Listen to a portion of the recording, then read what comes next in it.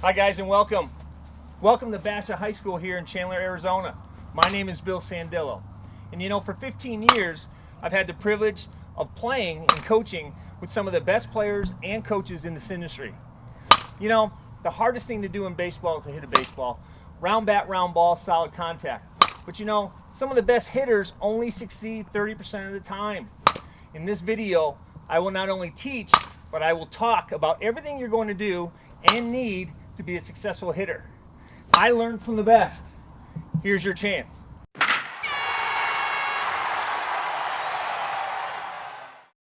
Hi guys. Hey, in this segment, I'm going to talk about the 5 phases of hitting performance, or what I call the 5 PHP.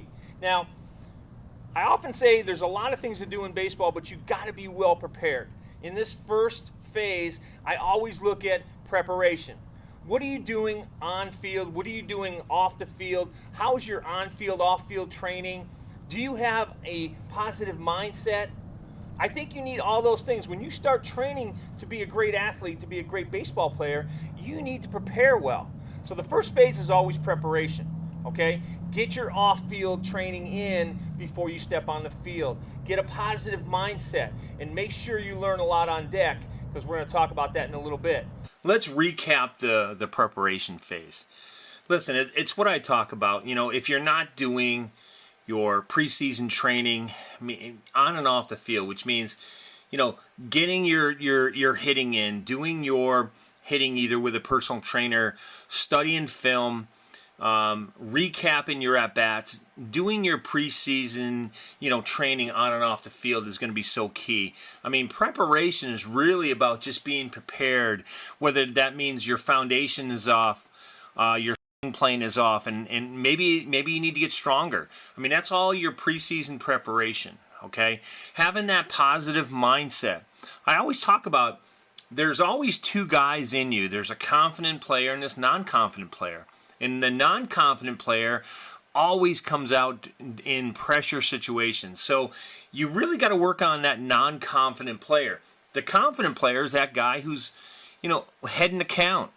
You know, and that's when you want that pitch. You know, that's, people talk about being in a good hitter's count. Well, that's that confident player. But I really truly believe the best hitters in the world are the guys that can really control their emotions and be that confident guy, whether they're 2 strikes on them or no strikes. So work on that. Work on a no pitch count, and always got to have that confident mindset. The next thing is obviously on deck. You know, the pitch recognition.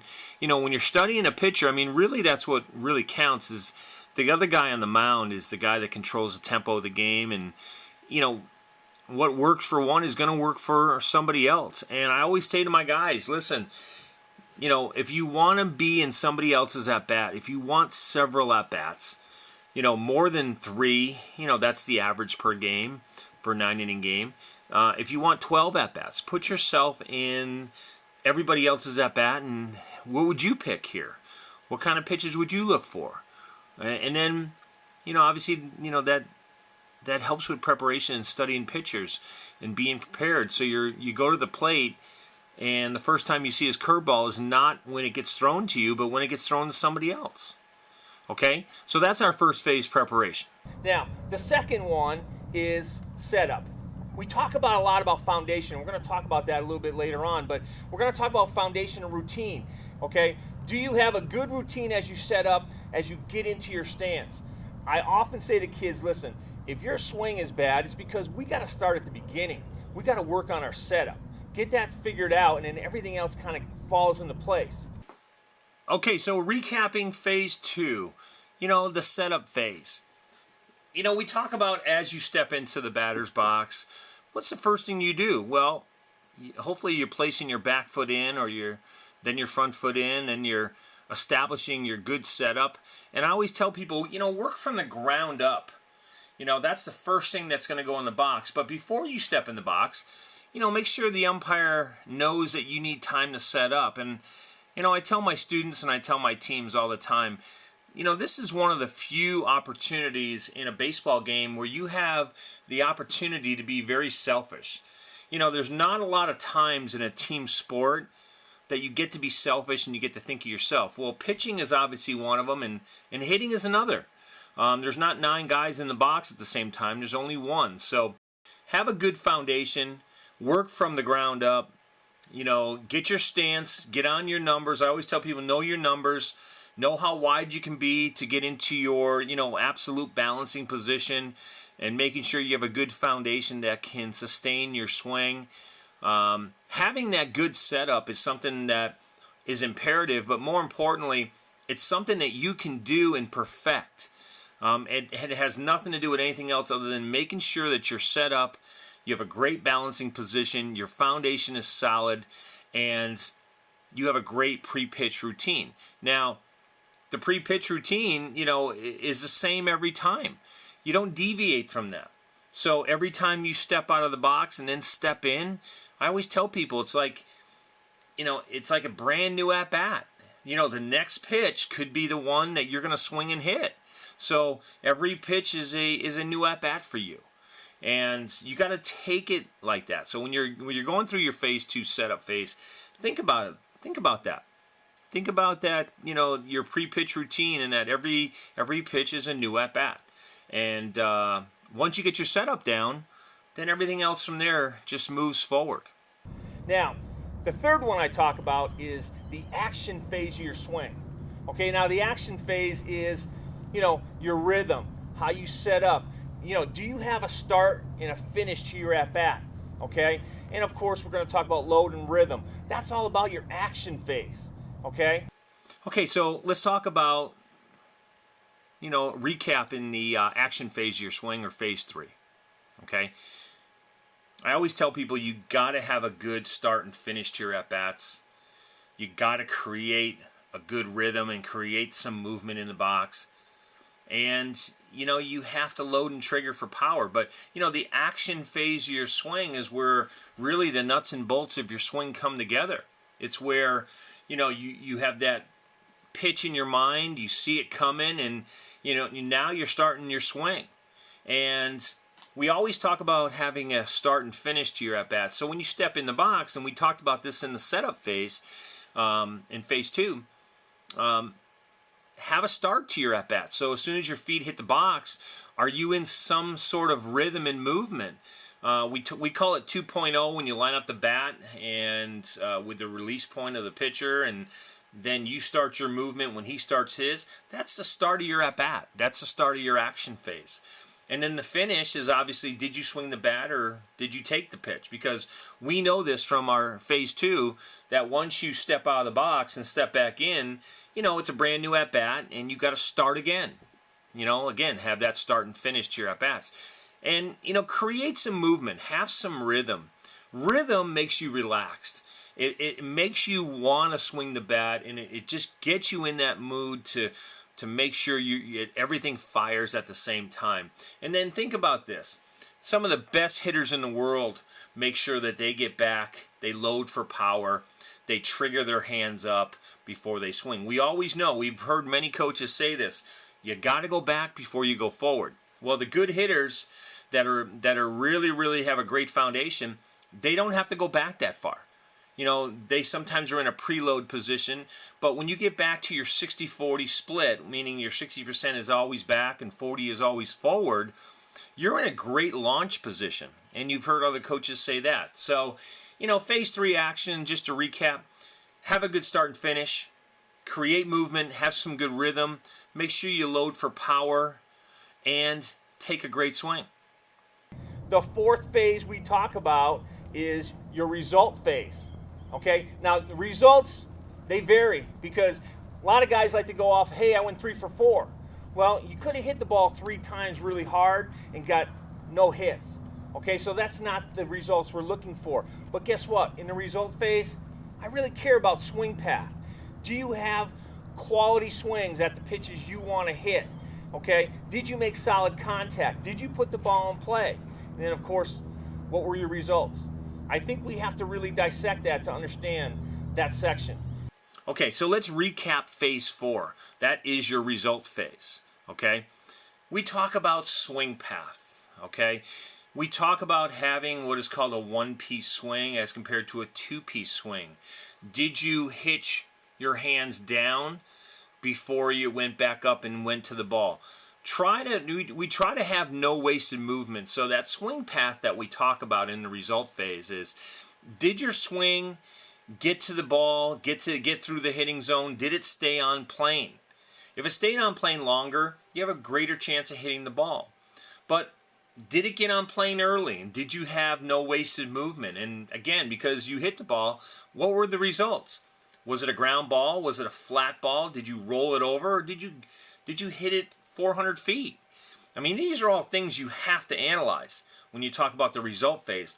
What's the ball doing 90% of the time when it leaves my bat? Is it always leaving my bat on the ground? Or am I popping things up? Am I not launching it the way I'm supposed to?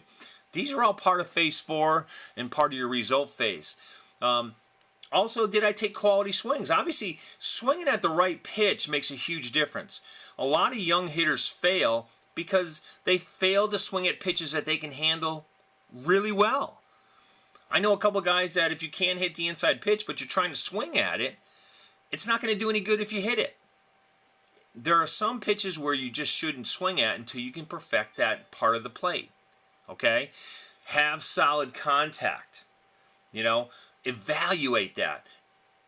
We call this BIP, or ball in play.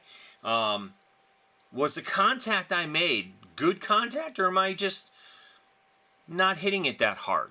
Am I hitting line drives? Am I putting the ball in play most of the time? Am I putting the ball in the air, or on the ground? What's the difference between the two? What percentages am I doing? And then we have to, obviously, we have to dissect that, okay? And then dissecting your whole at bat from start to finish makes you understand who you are as a hitter, and it makes you understand what you need to do to move forward as a better hitter.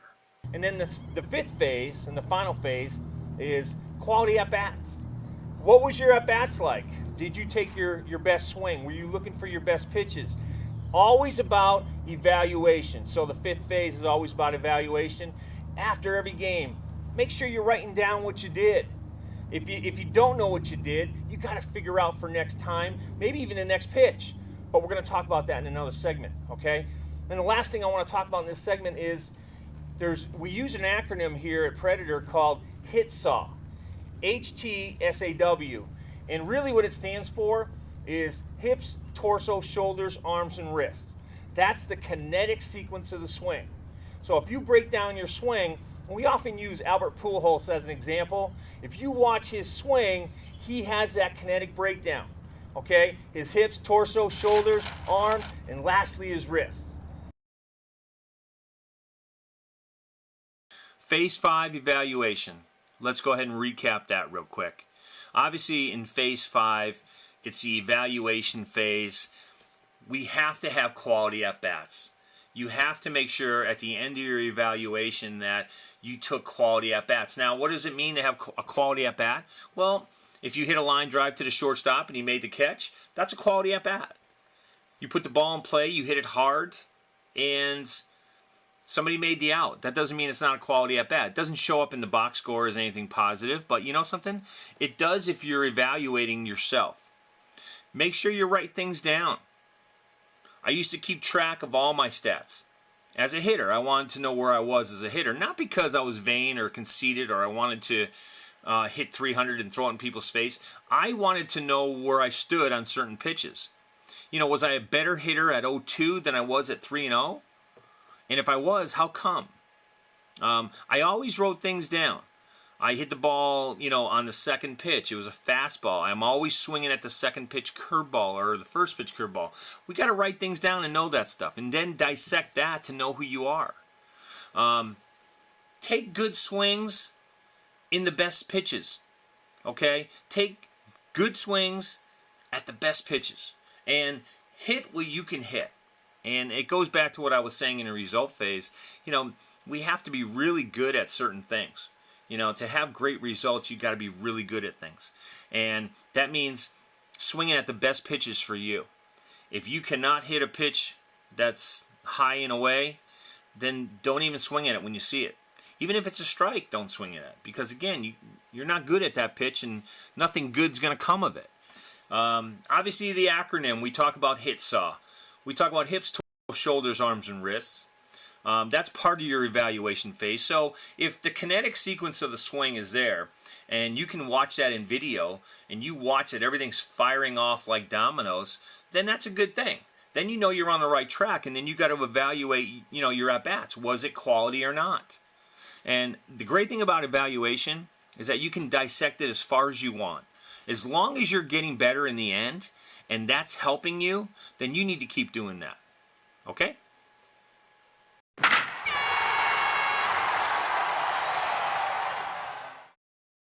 Okay, guys, in this segment, we're going to talk about the first thing, which is the 1.5 stance.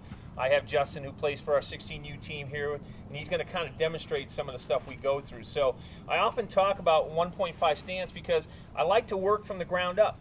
I like to look at a kid's foundation, look at his pyramid, how he's standing, and kind of see how his foundation is. Now, he's kind of a tall kid, and if he didn't have a strong foundation, I certainly would get him into that. So the first command is 1.5 stance. Go ahead, Justin, get into your 1.5 stance. Okay, so the first thing I look at when I see a young hitter is, what does his pyramid look like? So from his toes to the top of his head, I draw an imaginary pyramid because the pyramids have been around for millions of years. They're the most powerful structure known to man, and obviously they're going to control your swing as you swing through. So we relate this whole thing to being a really solid foundation all the way through, and really this is going to control his swing. Okay? All right, so let's recap the 8 essential hitting commands. The first command, let's recap 1.5 stance. So what does 1.5 stance mean? Well, 1.5 stance itself means if shoulder width is equal to 1, then go a half more with your feet. That's what we call 1.5. Okay, so shoulder width apart is 1.0, and then a half of that is 1.5. So we like a very wide stance. I mean, I often tell kids, listen, your stance should be about as wide as the foundation you make when you field a ground ball. So, and go ahead and test that, kids. Go ahead and coaches test that. Go ahead and field the ground ball and see what kind of foundation your feet make and your legs make. That's how wide your stance should be. Now, ironically, most game bats are the size of your stance as well. And if you can go ahead and go toe-to-toe with your bat, you can check that out and see how wide your stance would be. But what does 1.5 stance mean? Okay, well, it means having a strong foundation or pyramid. Okay? Having a good foundation helps control your swing. I often say, listen, having a solid foundation underneath you allows you to control your swing either on the inside or the outside. Not being able to move or sway is making sure that you have a strong foundation. It also gives you a strong pyramid with a big base at the top. So 1.5 stance. Get a little wider. Make sure you have a strong foundation underneath you. And again, try what I told you. Put your bat on the ground, go toe-to-toe, and then go wider if you can. The older you get, the stance gets wider. Now, the second command we talk about, okay, is fingers. It's really simple. You have to hold the bat. But there's really 2 things we key on when we talk about fingers. One is hand height. So what I want young kids to understand is that when you have a starting point to your at-bat, we always talk about the strike zone. Well, the book definition of the strike zone is armpits to the top of the knees. So we want to make young kids understand that when your hands are at this height, he's at the top of the strike zone, because we're always taught to swing down. So anything above his hands is obviously going to be a ball. He's not going to swing. And everything below his hands possibly can be a strike, and he can make that decision to swing. Now, the second thing we talk about is strong grip. So when we talk about fingers, we talk about hand height, knowing your strike zone, and strong grip. The great thing about his batting gloves is that all the red happen to line up. Well, we line up our knocking knuckles, and we know that we can play with this about an inch on either side, but I always say it's like tightening a screw. When you want a tight grip, you turn inward. Okay, now when he has a nice strong grip, I can see a nice strong A-frame, and I know he's got the strongest grip and he's at the top of the strike zone. Second command recap is called fingers. Now, when we talk about fingers, we do talk about two things. We talk about hand height and knowing where the strike zone is. Now, most people say, the book definition is armpits to the top of the knees, and we're always taught to have our hands above the strike zone because we do want to swing at strikes. We do want to swing down on the ball to start that sequence down where we know we can flatten out through the hitting zone, give that ball maximum lift, and then finish high and away. The second thing we always look for when we talk about fingers is having a strong grip. Making sure that one of our hands is not, top hand dominant or bottom hand dominant. When you're top hand dominant, you tend to roll your wrist quicker, or you tend to roll your wrist at contact. And we got to make sure that you're always driving your hands through the hitting plane. Okay? And then we know when we look at having a strong grip that you have what is called a nice A-frame setup with your arms. And the bottom line is that's your starting point. If your back elbow is way up high and the head of your bat is on the other side of your head, we know that head of the bat has to unwind and create what we call that C-swing. We want to make sure we have a smooth swing path to the ball with limited motion, okay? And having good fingers and having good hand height and a strong grip does that for you. Number 3, we talk about rhythm. Now, what is rhythm?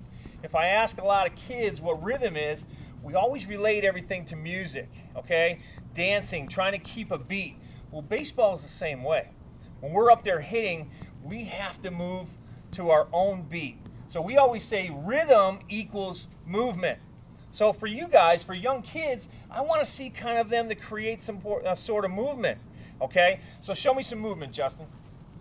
Good. So what he's doing right now is a nice simple waggle. We talk to kids, we say pendulum, we can come down here and go 1, 2, right. So you're seeing different kinds of movement. Go up, tap 45.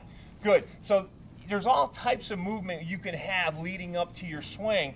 You just saw 2 things, okay? Now, part of rhythm, and we're going to talk about this next, okay, is creating movement until you load. Let's recap command 3, which is rhythm. Okay, rhythm is basically about just creating movement. Okay, whether you're creating a pendulum or you're creating a waggle, bringing the bat back up to your shoulders after you've hit it off your shoulders to a tap 45, we call it, which is a 45-degree angle off your shoulders. It's all about creating movement prior to your load. Okay, so all these major league players, when you can see how they have a little bit of rhythm, they can waggle the bat as fast as they want, but when they get into their load and start to get into their launch position, they're all in the same place. Their hands drop into the slot, and all that rhythm stops. Okay? But having some rhythm to create movement to start with is a really good way to get into your swing. Okay? So let's talk about load, because that is our 4th command. Load and trigger. So for young kids, their coaches always say to them, hey, I want you to load up, load up. Well, not many people really know what that is. So when we talk about load, we're talking about getting his weight back. We always want a weight distribution of about 60-40, okay? So once his weight is back and he's still balanced, okay, we can talk about hands. We talk about load and trigger. Triggering your hands meaning that when you load back with your weight, your hands are triggering about 2 to 4 inches up, still above the strike zone. I see a lot of young kids when they trigger, they always trigger their hands down.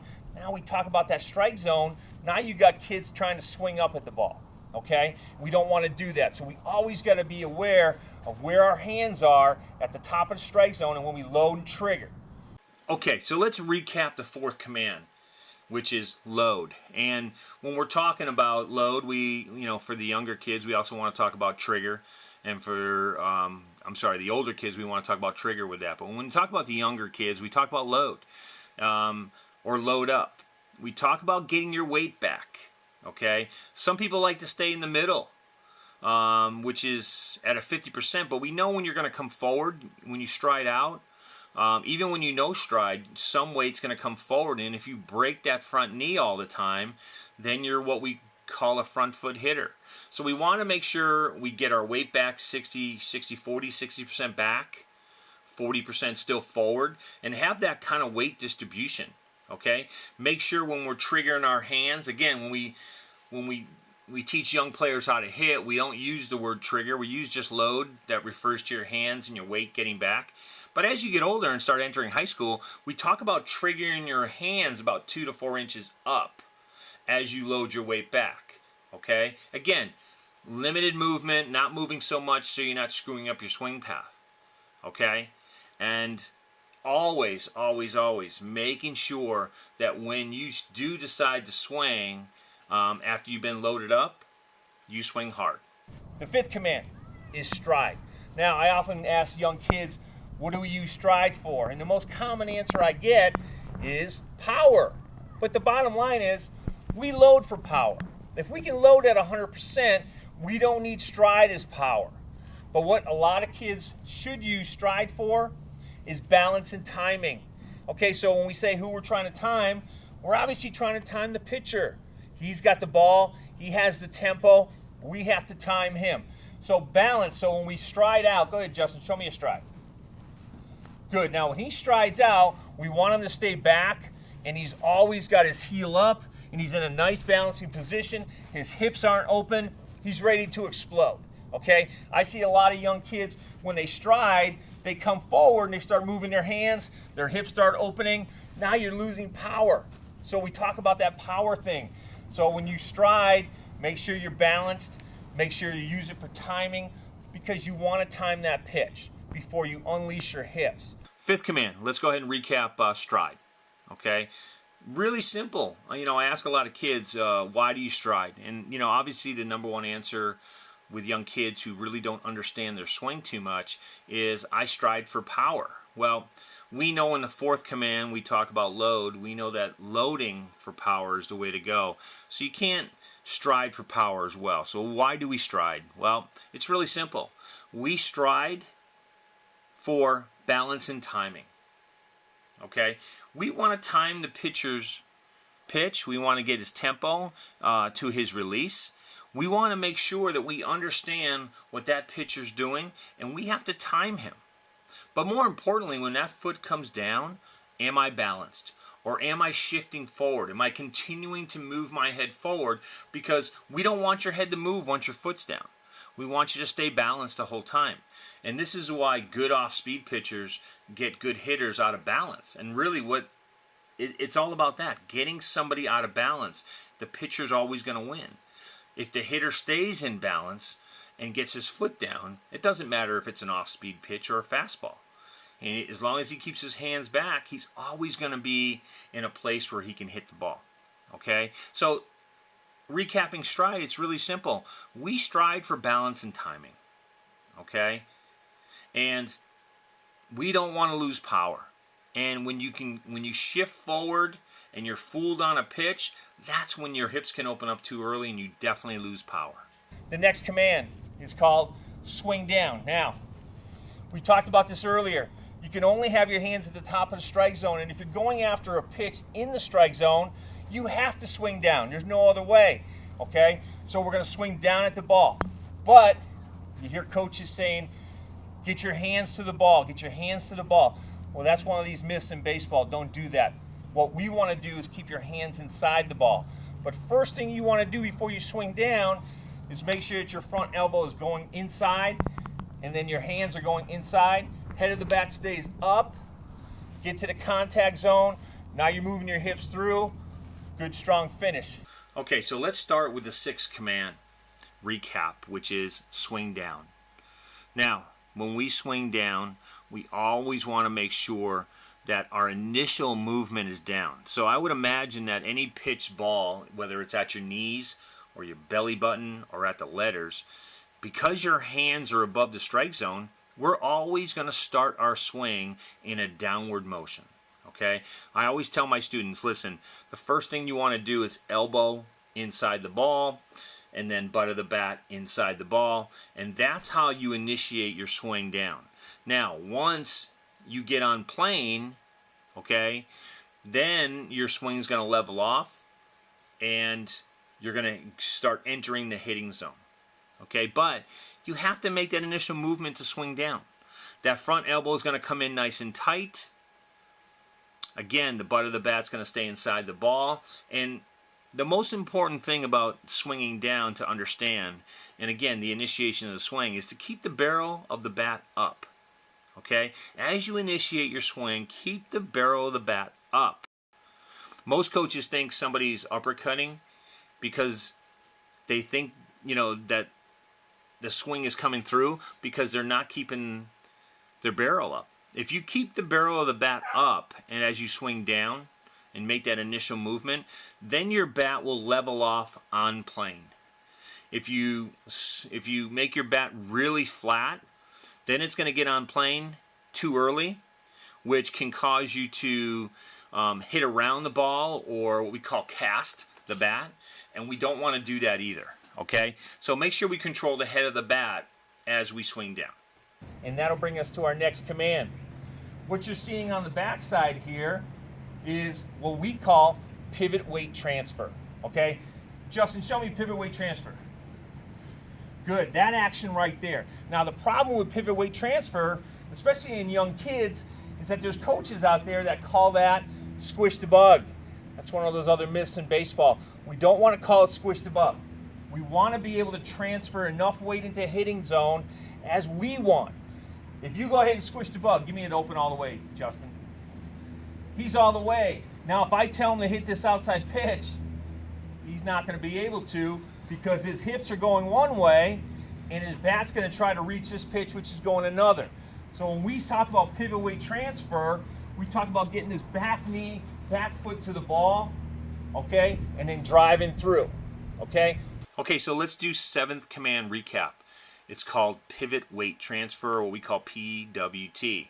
Now, obviously this command has a lot to do with all the Little League coaches. They call it squish the bug. It's really just a back foot rotation where you open up your hips and rotate. We never want to use that term squish the bug. It's a huge no-no. It's a big fallacy in baseball. We want to use the word pivot weight transfer. So I want to make sure you guys understand that. Pivot weight transfer means I need to pivot it, the amount of weight into the hitting zone as necessary. Okay? Just transfer weight as needed. And you're not going to transfer as much on an outside pitch as you would an inside pitch. So the last thing you want to do is open up your hips and back knee all the way, and you'll be susceptible to that outside pitch. So just remember this simple alignment, okay? Back knee to the ball, wherever that ball is in the hitting zone, making sure that at contact, your belly button, your back knee, and contact are all lined up. And then obviously the last command is finish high, finish strong. I see a lot of kids coming through the hitting zone and immediately they roll their wrists and they want to die off here. And they're not giving that ball maximum lift. So when we come down through the hitting zone, go ahead, Justin. Now, as he comes out, he wants to bring it up nice, high, and away. You're going to see that his shoulders cleared 100%, his hips cleared 100%. He's got a good negative lean, and he looks really solid, so that's good. So listen, kids, this system, thanks, Jess. This system right here will teach you to know where you're at all times, okay? The 8 hitting commands, get on it, do it right, more to come. Okay, so let's recap the 8th hitting command, which is finish high, finish strong. A lot of young guys will start to decelerate their swing at contact. And what I like to tell kids is make sure you're swinging through the hitting zone at 100%, okay? Don't roll your wrist too early.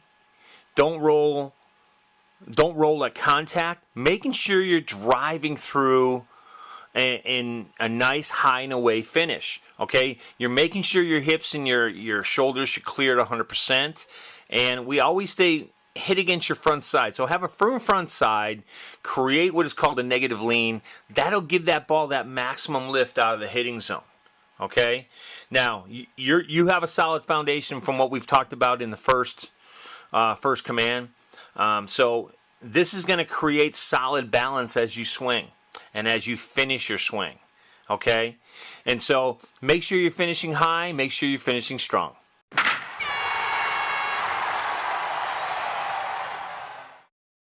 In this segment, I'm going to talk about personal hitting zones. I have 3. and I often explain this in my training. Good hitters know the difference between their personal hitting zones. Good hitters always step to the plate with a plan, and they always look for that one pitch that they can drive. So remember this, all great hitters are able to separate each pitch. So, and what I'm talking about is that every pitch is kind of a new at-bat for them. And you got to be able to separate your good pitches from your bad. So I always talk about the strike zone. Well, in another segment, we talked about the strike zone being from your armpits to the top of your knees, okay? That's a strike zone. Now, the umpire is going to value you based on your height, okay? He's just going to evaluate your height and who you are, okay? That's your strike zone.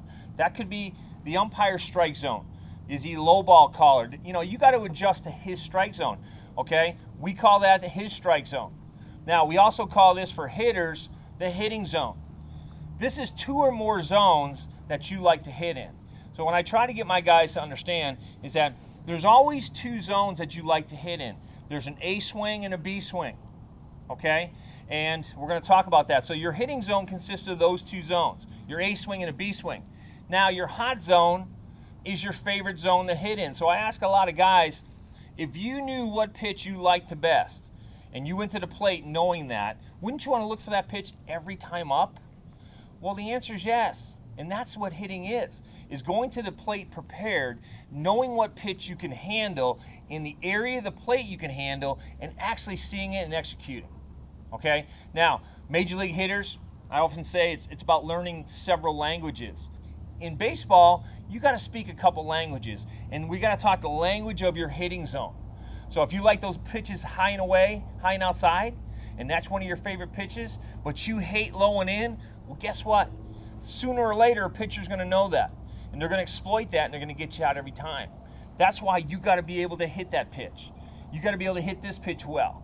So go to the plate knowing your best pitch, pick your favorite zones, and go to hitting. Okay? Those are my personal hitting zones that all my guys learn. Okay? We're going to talk about in other segments too. Let's recap personal hitting zones. Now, I tell my players every day, you know, all good players, all good hitters do one thing in common. They step to the plate with a plan. So what does that plan mean? What does that mean for some people to say, I want to step to the plate with a plan? Well, basically having a plan of attack, what you're going to look for, what kind of swing you're going to look for in what zone. Is it going to be off speed? Is it going to be a fastball? Depending on the count, what am I going to look for? I mean, that's having a plan, and your plan can change every pitch, okay? I often tell people, look for a pitch you can drive. If you can hit a lot of pitches very well, look for that one pitch that you're very good at, and look to drive that pitch. I often ask people, what's your goal? What's your mission when you step to the plate? And I hear, well, to get on base. Well, that's everybody's goal. But the bottom line is your goal should be to hit the ball hard. Should be to drive the baseball. Okay? That's what having a plan is. And the next thing you want to do, and what I tell people about personal hitting zones, is to separate one pitch at a time during an at-bat. Okay? Every pitch, good hitters like Manny Ramirez and David Ortiz, and they're able to separate every single pitch. They're able to separate one pitch at a time. If you get a bad pitch called on you, you're not going to let that bother you. Because guess what? That's only one pitch. Okay? So, when we talk about personal hitting zones, we talk about the strike zone. And I think it's really, really in your favor to understand that the umpire that's at the game, to really understand his strike zone. Because he's going to evaluate you based on, height when you step into the zone and when you step into the box. He's going to evaluate you, and it's based on height. I mean, we talk about armpits to the top of the knees, that's a strike zone, but you really got to be a good hitter, you got to understand what the umpire's calling. He may be calling the outside strike. He may be calling the high strike or the low strike. Well, that's his strike zone, okay? We talk about the hitting zone, okay? To be a good hitter, there's got to be 2 or more zones that you like to hit the ball in. And what I mean by that is, if I like to hit that ball high and away, and I like to hit that ball low and in, then those are the 2 zones that I always look for. I want to make sure I hit the ball in those two zones. If I don't like high and inside or low and outside, then I'm not looking for pitches in that area. Okay? I only want to look for balls I can handle in my own personal hitting zone. Okay? And then a hot zone. Well, a hot zone's really simple. It's look for the best pitch in the best zone that I'm good at. So if I know that I can kill that outside pitch, and I'm just looking for fastballs or something away, then that's the zone I look at. I split the plate in half, and I look away. If you come inside on me, then you know something, you beat me, because I'm not looking there. But I got a 50-50 chance on either looking outside or inside, and I'm going to choose outside because that's where I can handle it the best. Or maybe you're an inside hitter. Maybe you can hit that pitch the best. Whatever it is, that's what you got to do in making sure that you're always looking for your hot zone. Okay? You know, and when we talk about zones, guys, understand this. Zones are like languages. They just tell you what to do. They just tell you, you know, that you have to be fluent in one or more of the areas. And make sure that you're good in them. Understand your hitting zones. Make sure you understand the strike zone. Make sure you understand what you're good at, and you'll be better for it.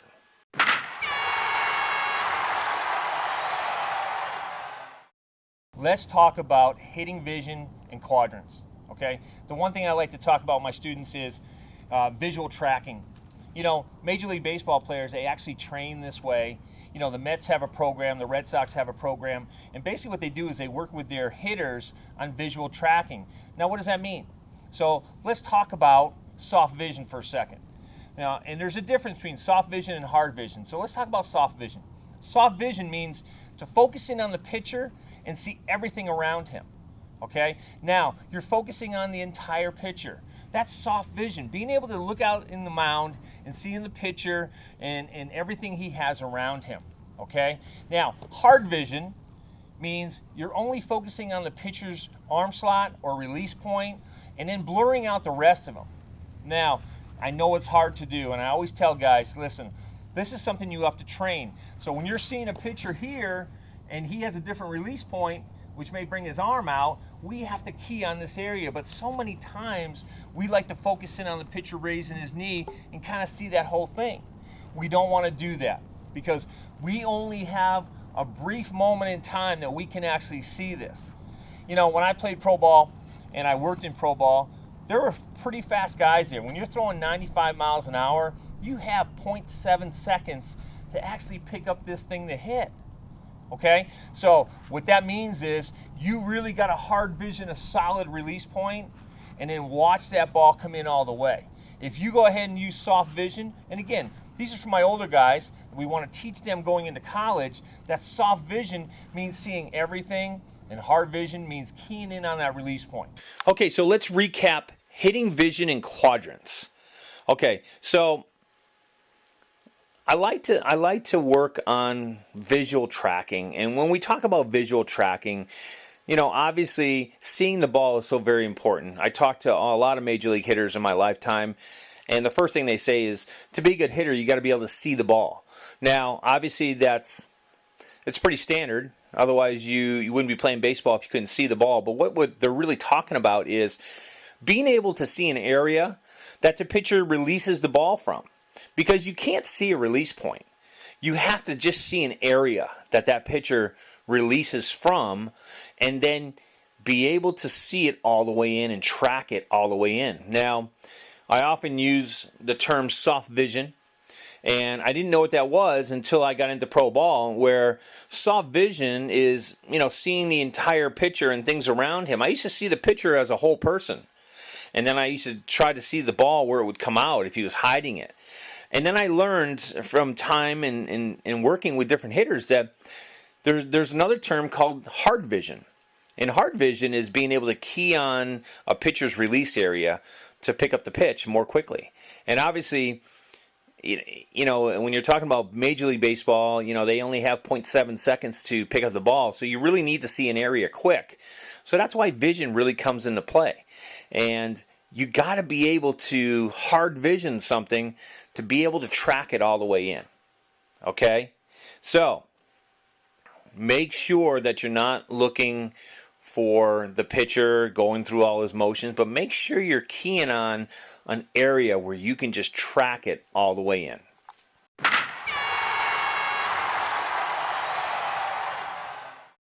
I want to talk about the 4 pillars of hitting. Now, this is for my older guys. Okay, we did a segment with the 8 hitting commands for the young kids. Now we're going to do a segment for the older kids. Okay, 4 pillars. I often believe, and as I went through 15 years of pro ball, I realized that what are the main pillars to hitting. Okay, and I couldn't get away from these 4 things. So we're going to talk about balance, vision, rhythm, and timing. Okay, let's start with balance. You know, when we talk about balance or absolute balance as it relates to baseball, first we need to know what absolute balance is. So what is absolute balance? It is your ability as a player to maintain your center of gravity with minimal postural sway or movement. Okay? Simple things like the width of your stance or the size of any object you place in your hands like a bat will change your posture and will change your center of gravity. So when you have your stance width, your posture, and your spine angle, okay, and when those things are accurate, you will experience maximum power. Now, what is maximum power? So what is maximum power as it relates to your swing is a better question, right? So when you're in absolute balance, your feet will have minimal sway, like we talked about, but when I want to talk about absolute balance and maximum power, we always call that maximum ground force. So that's the amount of space that your feet covers between there. So you get into your stance, okay? We talk about our 1.5 stance from earlier, but when we talk about maximum ground force, we talk about the amount of space in between your feet. So when your feet are on the ground, we have maximum ground force. Now, what other places in baseball can we use that? Well, we know we use it in hitting. We use it in running. Outfielders do it when they set up, and also our pitchers do it when they extend out. Okay, the farther you can go as a pitcher, you have more maximum ground force. Okay, so let's recap the 4 pillars of hitting. So pillar 1, we talk about balance or absolute balance. So what is absolute balance? Well, it's your ability as a player to maintain your center of gravity with minimal postural sway or movement. So when we talk about minimal postural sway, we talk about just not having a lot of wasted movement prior to swinging. Okay? Get in a really good balancing position. Make sure your feet are wide enough. I see a lot of guys set up with a really narrow foundation, and then they overstride everything. And when they do that, they always lower themselves, and they can become off balance. And they wonder why they never hit the ball. Well, I always tell them, your bat, once you overstride, your bat's always off plane. And you're never going to make that connection. Okay?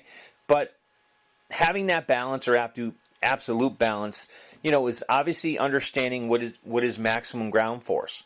So when we talk about maximum ground force or the amount of surface area contacted between your legs, we talk about different things like obviously hitting. We talk about base running. We talk about outfield pre-pitch. There's a lot of places in baseball where maximum ground force comes into play, and hitting is obviously one of them. Okay? So I always tell guys, understand your numbers. Make sure you have a wide enough stance, and make sure you're not moving while you're swinging. That minimal postural sway or movement is so key to having balance because you're not having wasted movement, and it gives you a better chance of staying on plane. Now, when we talk about maximum ground force as well, we also talk about your visual perception. So when you talk about covering, having great balance, you're talking about being able to see the ball better. Okay? In this section, we're going to talk about the number 2 pillar, which is vision. Okay? The recognition of any type of pitch, whether it's a curve, slider, fastball, involves reading different release angles or angles of approach from the right and left-handed pitchers. Now, like-handed pitchers are more difficult to read because of the acute angle of your head position and spine. And that basically happens at setup, which helps pitchers disguise their release angle or release points. Okay? So setting a good spine angle helps with vision and reading different levels as they're entering the hitting zone. Okay, let's talk about the second pillar, which is vision. Let's go ahead and recap that. You know, when we talk about vision, we talk about being able to read different release angles from the right and left side. Okay, so we call it, you know, like-handed pitchers. You know, if I'm a lefty and I'm pitching to a righty, I'll be able to see it better. Okay, because my vision is shifted that way. If I'm a lefty and I'm facing a righty, it's the same thing. That's why lefties on lefties, you know, have a hard time.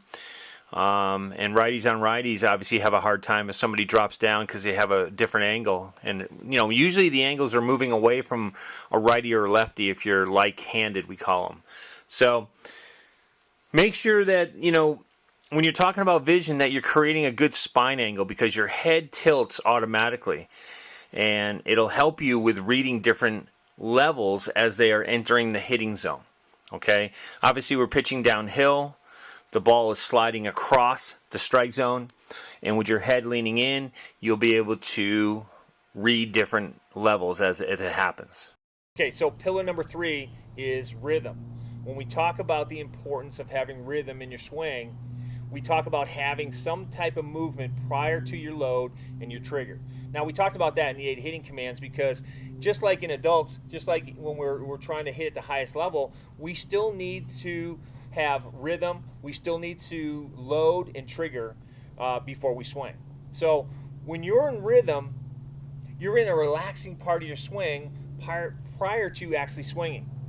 Your rhythm leads to your load and trigger phase of your swing. So making sure that you load and trigger is all about getting your weight back and get your hands back. We talk about having that linear load, that 60% weight back, that 40% forward still.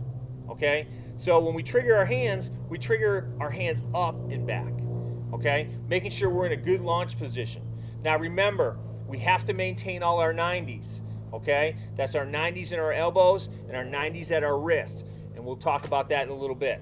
Okay, let's talk about the third pillar and let's recap rhythm.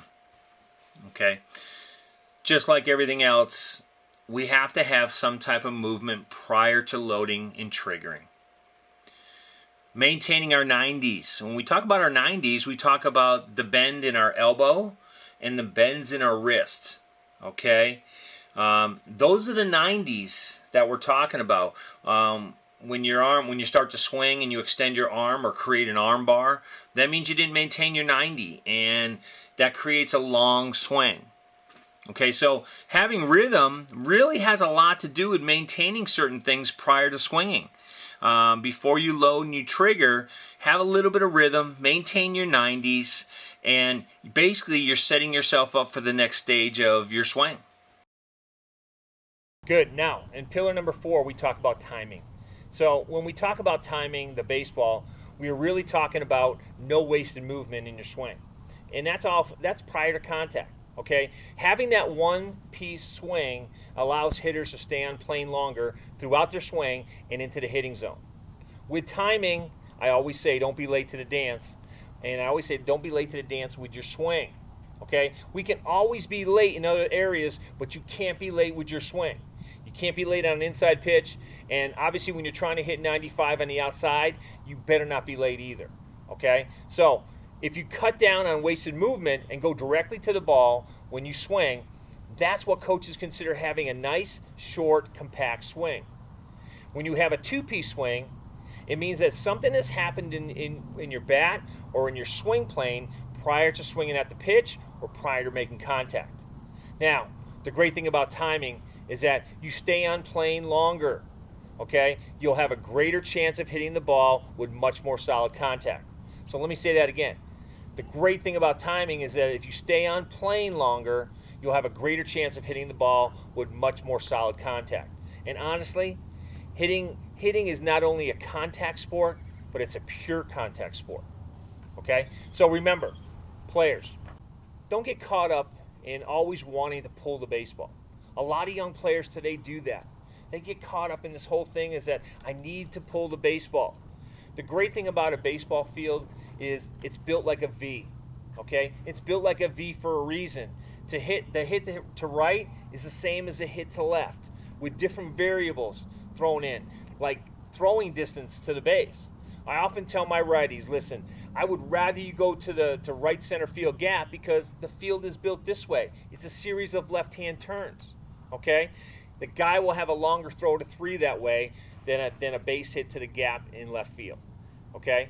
So remember, also timing and contact, we want to talk about your lower half.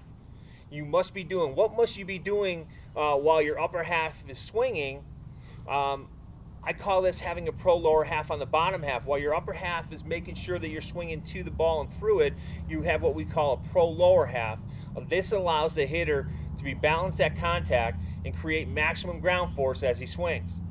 This type of lower half positioning has a negative lean and creates a powerful swing that allows the hitter to finish correctly.